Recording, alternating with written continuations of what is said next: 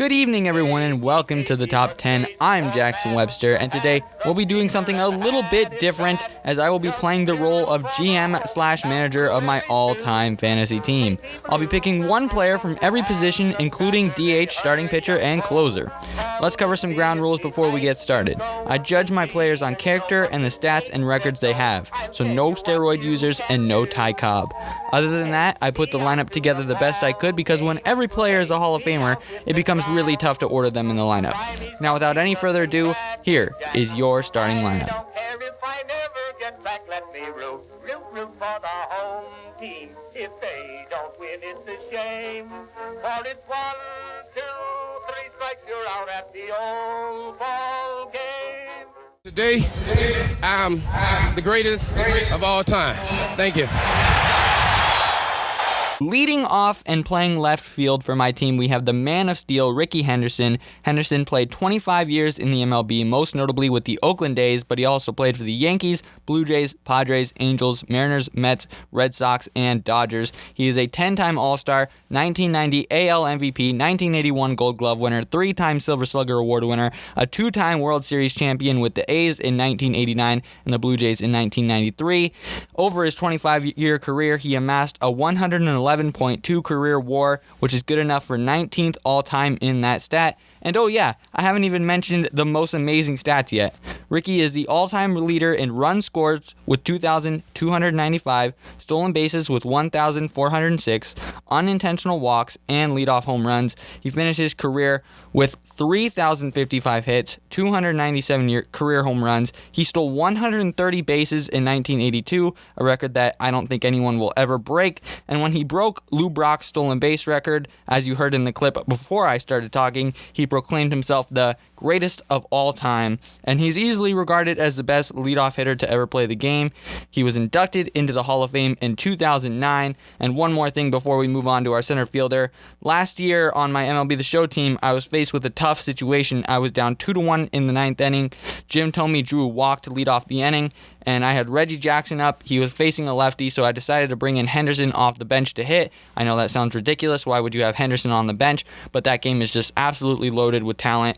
So Henderson comes off the bench, hits a 2-run homer, gives me the lead. I go on to win the game. So Rickey Henderson leading off for my team, and also an MLB The Show legend.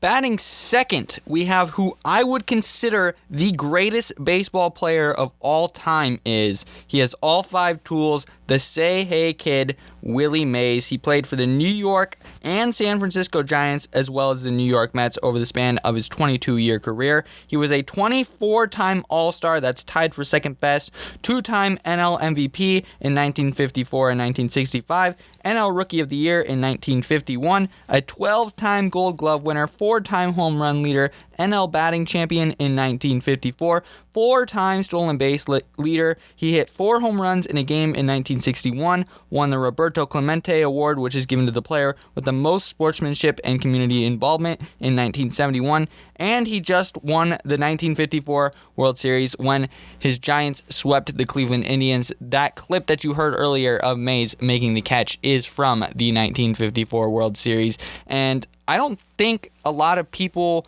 would consider Mays the greatest of all time, but I think that catch is one of the greatest of all time, and it makes him one of the greatest players of all time. Now, I'm saying the greatest player of all time too much, and I know, but if he doesn't make that catch, the Indians most likely would have won the World Series that year. That is how big that catch was. He has always said the only thing on his mind during that play was that he had to get the ball back into the infield because there were runners on base, and he did exactly that. He finished his career with 660 home runs, 3,283 hits, 1,903 RBIs, and he holds the record for most putouts at 7,095. And most amazing, extra inning home runs with 22. That's just a wacky stat that I thought was pretty amazing. He's also 5th all-time in the WAR category, amassing an amazing 156.2 career wins above replacement. The Say Hey Kid was inducted into the Hall of Fame in 1979 and is a living legend. I hope I can meet him one day. I even own his 1951 rookie card. It was my granddad's, and it's arguably my favorite piece of baseball memorabilia that I own. Took some extra hitting practice. There she goes, deep to right field. Could be out of here. 1-0 Cincinnati. That's his 3rd World Series home run, Joe Morgan. Batting 3rd and playing second base, we have Joe Morgan, who is part of that amazing Cincinnati Reds Big Red Machine team of the 1970s. Morgan played 22 years in the major leagues before becoming a great broadcaster. He played for the Astros, Reds, Giants, Phillies, and Athletics. During his career, he was a 10-time All-Star, 5-time Gold Glove winner, a Silver Slugger winner, a 2-time World Series champion, and 2-time NL MVP. He won the MVP and World Series in back-to-back years in 1975 and 1976. In that 1975 World Series, he drove in the winning run in Game 7. Ken Griffey was actually the man who scored that run too. More about him later. He also helped the 1983 Phillies, also known as the Wheeze Kids, because of their veteran presence to the World Series where they would lose to the Baltimore Orioles. Morgan finished his career with a 100.5 career WAR, good enough for 31st all-time. He had 2,517 career hits, 268 career home runs, and 689 stolen bases. He was inducted into the Hall of Fame in 1990. One of my favorite stories about Joe Morgan is how he got his wacky batting stance. He had a lot of trouble early in his career with his swing. He couldn't get his back elbow up, so his teammate Nellie Fox, who is also a Hall of Famer, suggested he flap it like a chicken to help keep the elbow up, and it became his signature style, and obviously it worked. Here's the pitch by Downing, swinging, there's a drive into left center field. That ball is going to be out of here. It's gone. It's 7:15. There's a new home run champion of all time, and it's Henry Aaron. Hitting cleanup and playing first base, we have number 44, Hammerin' Hank Aaron. Over his 23-year career with the Braves and Brewers, Aaron went to the All-Star Game 25 times, which is the record for most All-Star Game appearances. He also won the MVP and World Series in 1957, along with 3 Gold Gloves, 2 NL batting titles, 4-time NL RBI, and 4-time NL home run leader. Aaron, in my opinion, holds the home run record at 755, and of course when he broke Ruth's record, it was a really big deal, and I love that the Braves kept that part of the stadium where he hit the home run standing. It's on my bucket list to go and visit.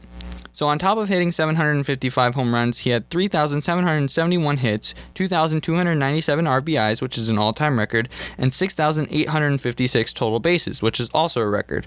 He ranks 7th on the all-time WAR list, racking up 143.1 wins above replacement. Him and Willie Mays were almost teammates, but the Braves offered him $50 more, so he signed with the Braves instead of the Giants. The other one is that Aaron actually had 713 home runs at the end of the 1973 season, putting him one behind Ruth. Over the offseason, he was threatened by racist bigots, but Ruth's widow actually came out and said that the Babe would be cheering him on. When he hit homer number 715 in Atlanta, it was a weight lifted off his shoulders. The 2 college kids that ran onto the field and his parents came out and celebrated, and I also love the old episodes of Home Run Derby he was on, where he had like a 6-1 record, and they're all available on YouTube. If you haven't seen them, they're all very, very good, and they have a ton of stars from that era. So Hammerin' Hank Aaron, batting cleanup for my team. Well, I looked down at center field and I tore it. I said, I'm going to hit the next pitch ball right past the flagpole. Well, good Lord, must have been with. Batting 5th and DHing because I don't want him in the field after he's eaten 6 hot dogs and drank 3 beers before the game. Babe Ruth, the great Bambino, the Sultan of SWAT, the Colossus of Clout. Ruth played 22 years for the Red Sox, Yankees, and Braves, and he famously was traded by the Red Sox to the Yankees, and that kicked off the curse of the Bambino. And you know, Ruth was originally a pitcher. He even won an ERA title back in 1916, but you can really tell in his last year with the Red Sox that he really started to hit. The following year he was traded to the Yankees, he hit 54 home runs, which was 2 times the previous record of 27. The number would only grow in the following seasons. In 1927, the unthinkable happened. He hit 60 home runs, which would stand as a record until Roger Maris broke it in 1961. Over the span of his career, he broke or equaled 54 batting records. So he basically saw the record book and then scribbled his name on every single page. He won 7 World Series titles, AL MVP in 1923, the AL batting title in 1924, and was inducted into the Hall of Fame in 1936. Now to the numbers. Ruth hit 714 home runs, had 2,873 hits, is the career leader in WAR, meaning he's the most valuable player in baseball history. He had a WAR of 182.5, and he also holds the record for highest career slugging percentage at .690, OPS, and OPS+. He's absolutely the most famous baseball player of all time. He never did win a Triple Crown thanks to Harry Heilmann in 1923, so thanks Harry, and he famously called his shot against the Cubs in 1932, saying he'd hit it past the flagpole, and I gotta be honest, I gotta believe he did it. I think Ruth will be remembered forever. Kids still watch The Sandlot, where he makes an appearance in Benny's Dream, and he's one of the only players you'll ever learn about in school, and players still honor him today. So batting 5th, Babe Ruth. Now, before we go on to our number 6 spot in the lineup, I want to give a quick shout out to Jax Batting Gloves. Yes, there is a batting glove company that has part of my name. Jax Batting Gloves. I used them the first time last night in my intramural softball game, and I went 2 for 2 with an RBI. So Jax Batting Gloves, go check them out. Here's the stretch by Robinson. The 3-0 pitch. Swing and long drive. There it is.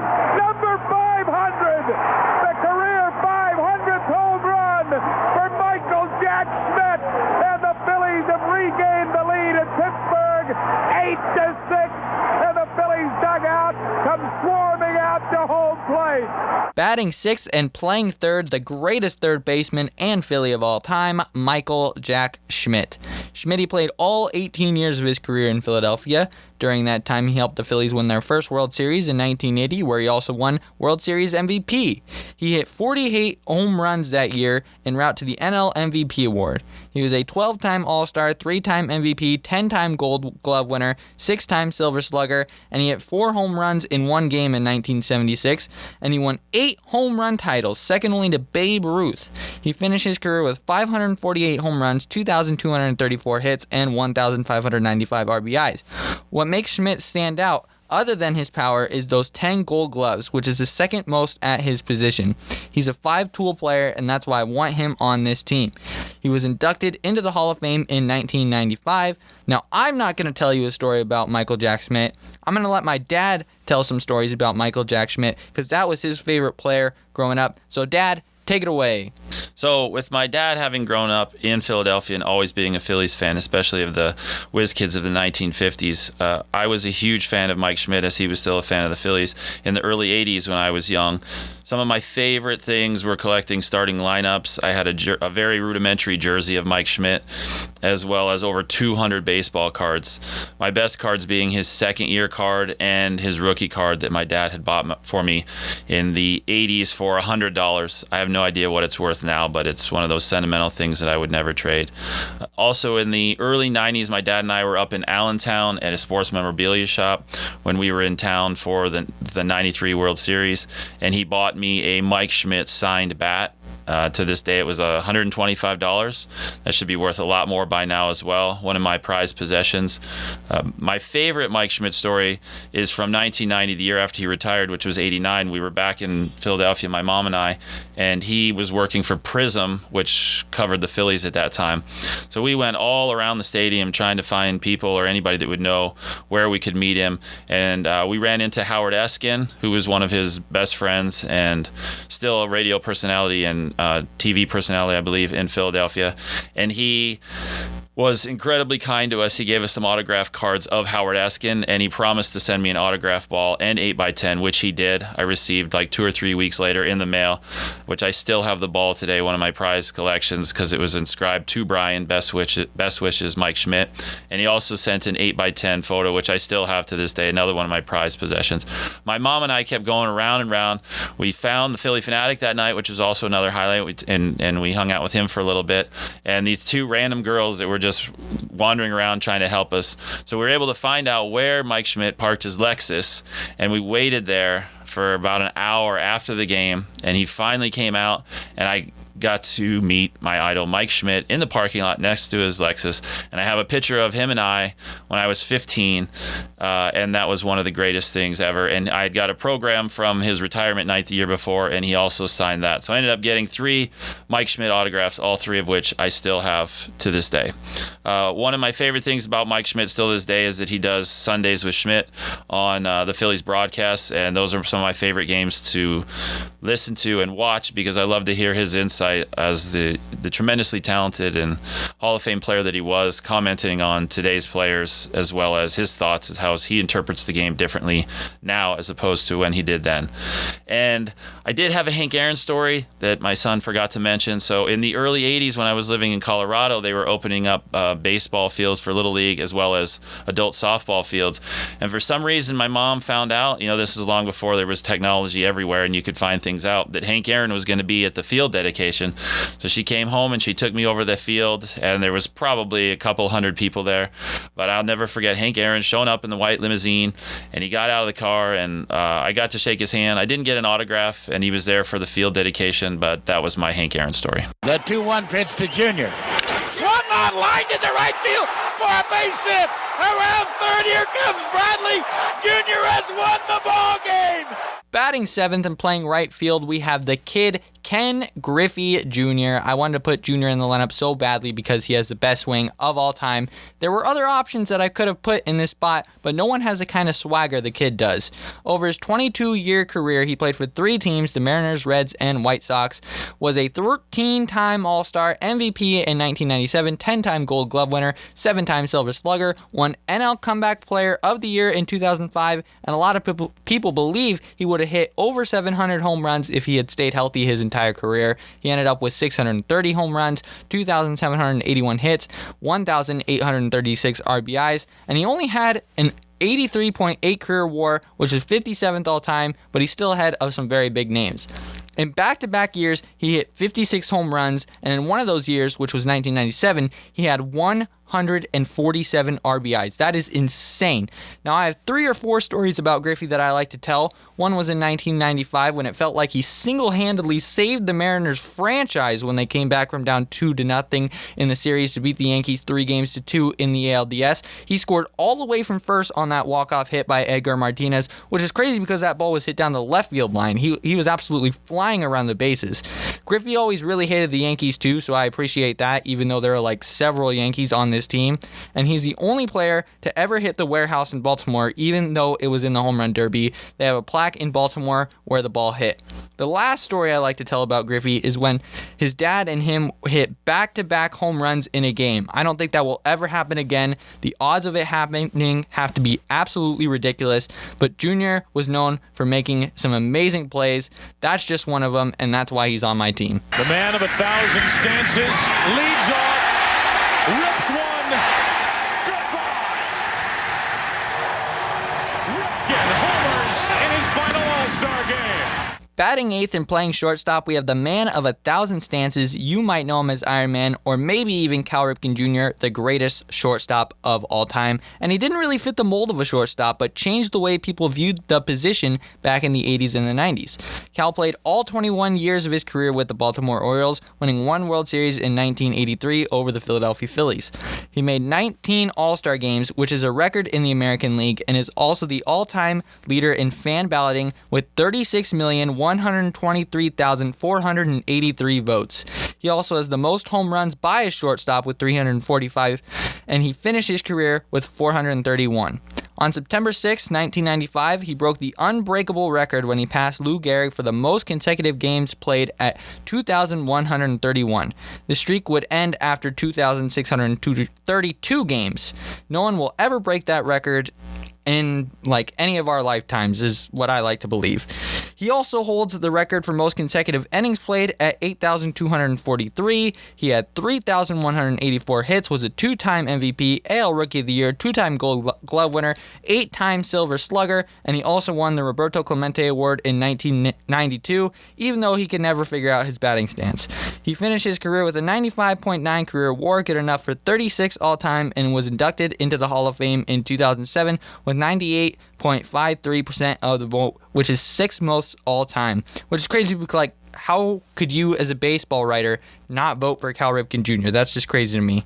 Anyways, one story I have about Ripken is that his dad was the manager of the Orioles, and that Cal Sr. got to write both his son Billy and Cal's name into the lineup. He also won the Home Run Derby in 1991 at Rogers Center in Canada, so he's just won about everything that you could, and we're going to throw it over to my dad one more time. He's got a Cal Ripken Jr. story. So I also have a kind of timeless Cal Ripken story. Late 2001, December of 2001, I was living down in Arizona, in Chandler, Arizona, and we went up to Scottsdale Fashion Square, which was a mall up in Scottsdale, which I believe is still there. And they had a sports memorabilia store there, and it's always funny. You see all the stuff, and it's massively overpriced, whether it's bats, balls, or helmets or whatever. But lo and behold, I'm walking in and around the store, and who do I see there? Cal Ripken Jr. So the ultimate player of class. I wasn't an Orioles fan, but everybody knows who Cal Ripken was.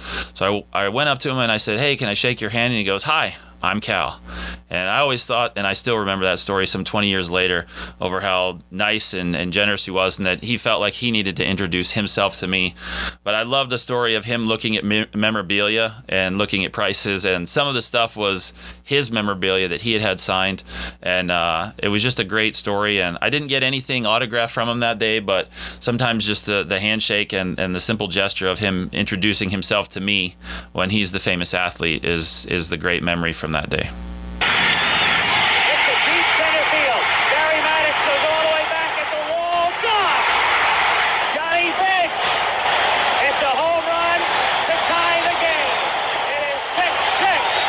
You are absolutely 100% welcome that I put a heartbreaking Phillies moment in there, because it's probably Johnny Bench's most famous home run in the 1976 NLCS Game 3.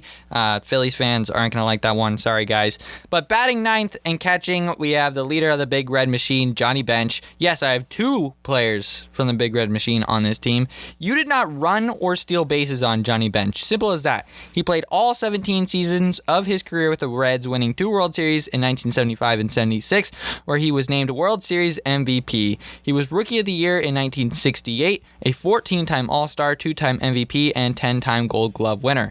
He finished his career with 2,048 hits, 389 home runs, and 1,376 RBIs.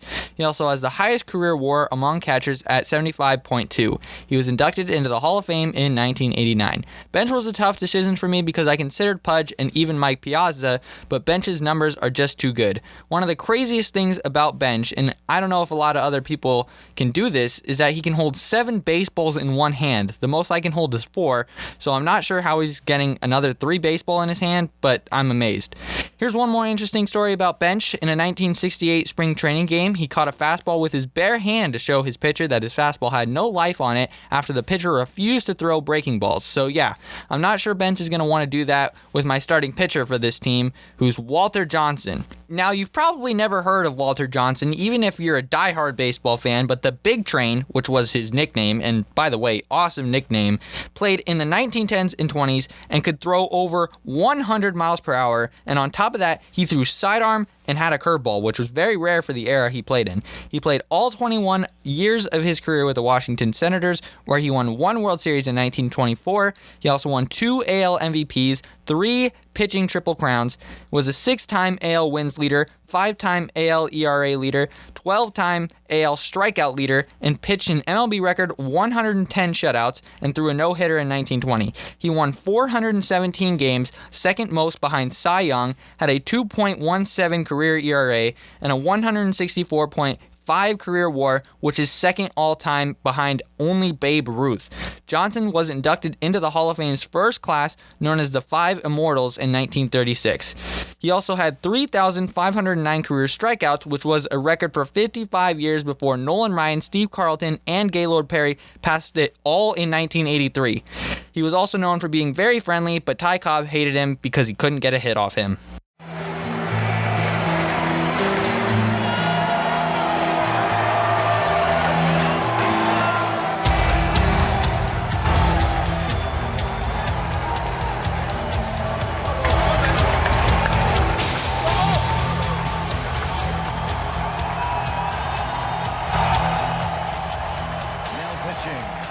Number 42, Mariano Rivera. That's right, baby. My closer, the only unanimous Hall of Famer in the history of baseball, the Sandman, Mariano Rivera. He played all 19 years of his career with the Yankees and won 5 World Series during that time. 4 of them he was on the mound for. He's the all-time leader in games finished with 952, saves with 652, an ERA plus with 205, a 13-time All-Star and a World Series MVP in 1995, a 5-time Rolaids Relief Man of the Year, 3-time Delivery Man of the Year, AL Comeback Player of the Year in 2013, and 3-time MLB saves leader. His nasty cutter, which was basically his only pitch, broke so many bats that the Twins gifted him a rocking chair made of broken bats, which is that's the greatest gift ever. No pitcher in MLB history has appeared in more postseason games than Mo. Like I said, he's the only player to be unanimously inducted into the Hall of Fame in 2019, and the only story I will tell you about Mariano is that he has the greatest entrance song of any pitcher ever. Enter Sandman plays in Yankee Stadium. If I was a batter, unless I'm the 2001 Diamondbacks, I'm walking back to the dugout. No, thank you. That's going to do it for this one. Did I leave anyone off? Ted Williams, Stan Musial, Cy Young, Randy Johnson, any other of the a million outfielders that I could have picked like Joe DiMaggio and Mickey Mantle? Let me know on my Twitter at JacksonWebster26, and I'll see you all next time.